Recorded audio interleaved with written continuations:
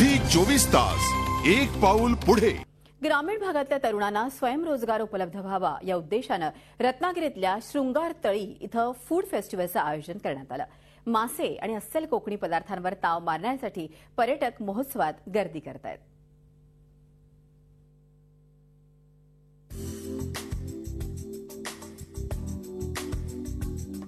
सुरमई fry, मांदेली fry, paplet, कोळंबी भात, सोलकढी, उकडीचे मोदक अशा कोकणी पदार्थांसोबतच थालीपीठ आणि गाजराची पुरणपोळी रत्नागिरीतल्या फूड फेस्टिवलचं वैशिष्ट्य ठरतीये। रत्नागिरीतल्या शृंगारतळी इथं दरवर्षीप्रमाणे यंदाही फूड फेस्टिवलचं आयोजन करण्यात आलंय। ग्रामीण भागातल्या विद्यार्थ्यांनी स्वखर्चातून या फेस्टिवलचं आयोजन केलंय आणि वेगवेगळ्या पदार्थांच्या विक्रीतून हे विद्यार्थी उत्पन्न मिळवतायत।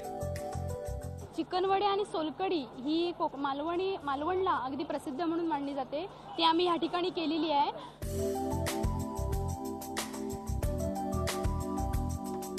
या फेस्टिवलला कोकणवासियांसोबतच पर्यटकांचाही उत्स्फूर्त प्रतिसाद मिळतोय।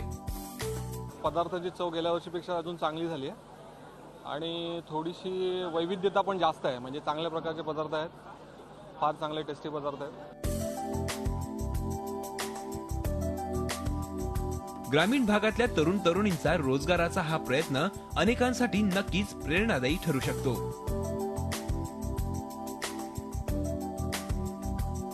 झी 24 तासासाठी संदेश सावंत, रत्नागिरी।